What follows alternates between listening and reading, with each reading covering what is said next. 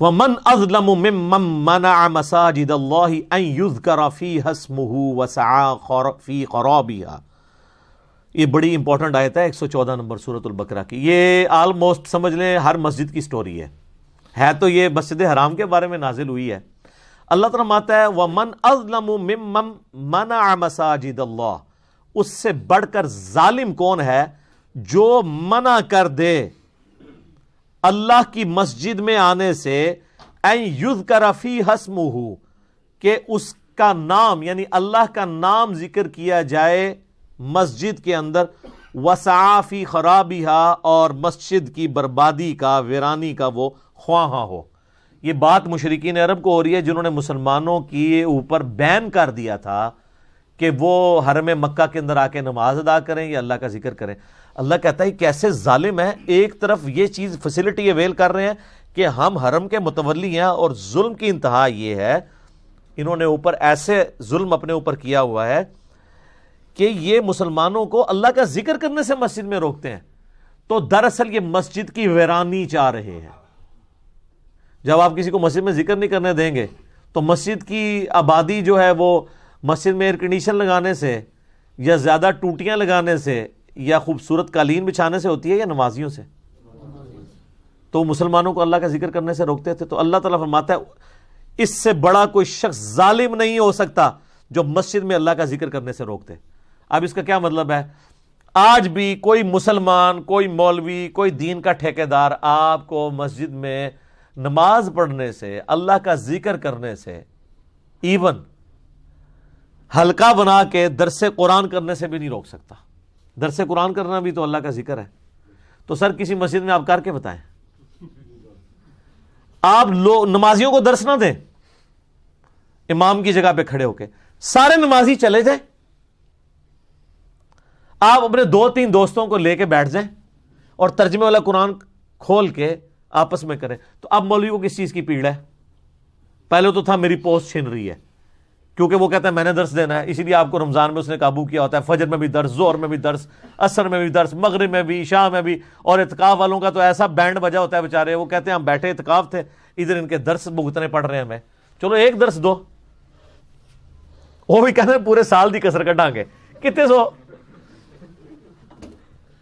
لیکن ایک بندہ امام مسجد کی پوسٹ پہ نہیں بیٹھا ہوا، اس نے عام نمازیوں کی طرح نماز ادا کی ہے، سارے نمازی چلے گئے، جوتیاں بھی خالی ہو گئیں، مسجد کی لائٹیں بھی آف ہو گئیں، اب 2-3 دوست بیٹھ کے قرآن سرکل ایک بنا دیتے ہیں۔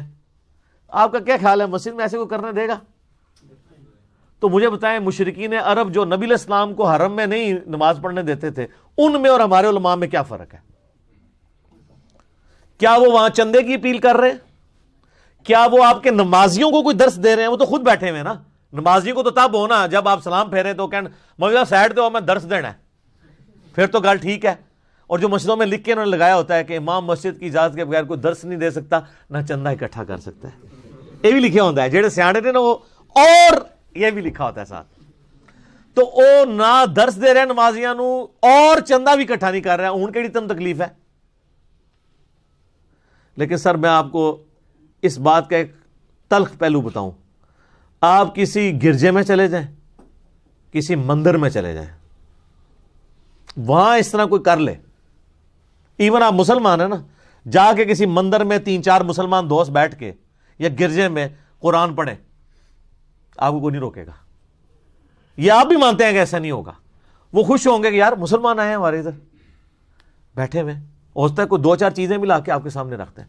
اگر آپ کو یقین نہیں آ رہا، آپ یورپ میں پوچھ لیں لوگوں سے، کتنے پادریوں نے مسلمانوں کو گرجے بیچے ہیں کہ یار ہمارے لوگ تو آنا چھوڑ گئے ہیں، سستے داموں لے لو، ہم نے مارکیٹ کے لیے یا کاروبار کے لیے نہیں اس کو بیچنا، چلو تم مسجد بنا لو۔ یار ایک ریلیجن کی ایک ٹوٹی پوٹی فارم تو ہے ہی ہے نا جو وہ سمجھتے ہیں، لیکن یہاں آپ کر کے دیکھیں تو مجھے بتائیں پھر اسلام کے ساتھ سب سے بڑی دشمنی کون کر رہا ہے؟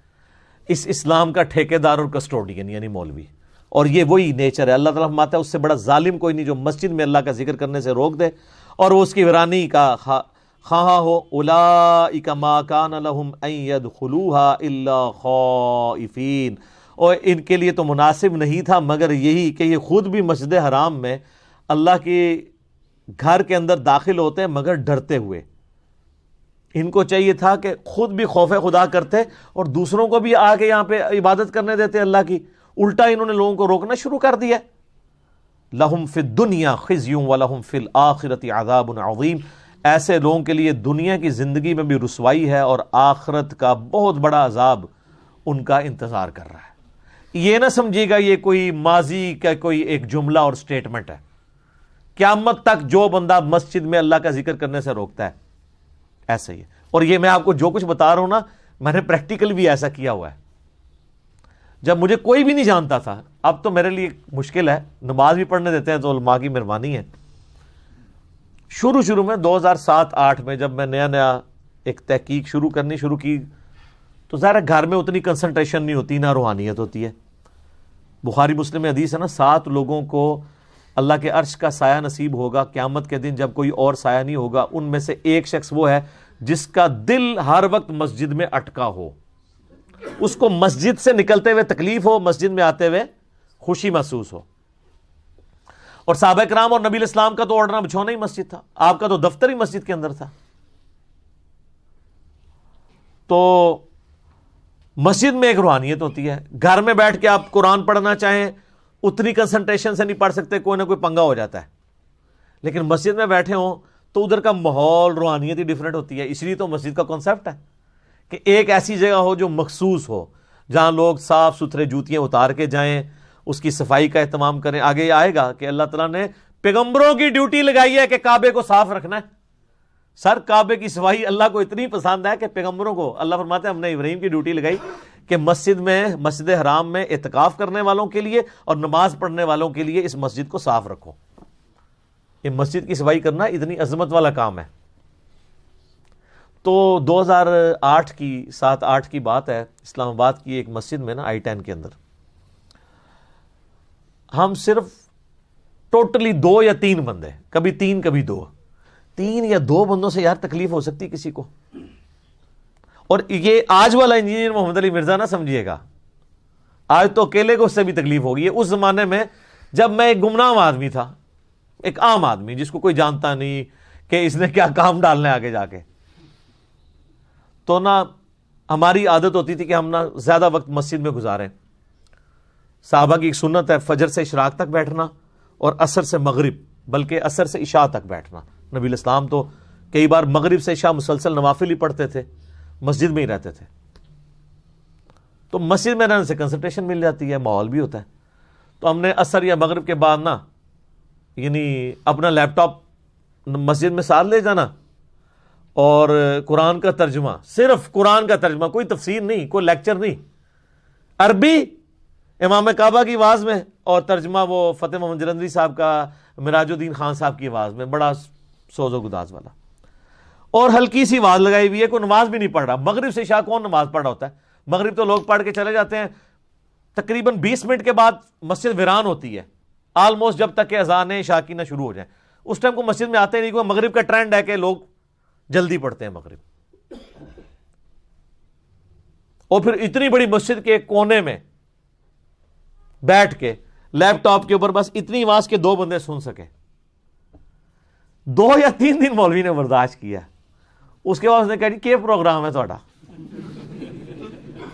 کیڑے چکر ہی چو یار, چکر ہے یار, چکر تو کوئی نہیں ہے, بیٹھے ہوئے ہیں. وہ کہتا نہیں جی اٹھے ادھر سے.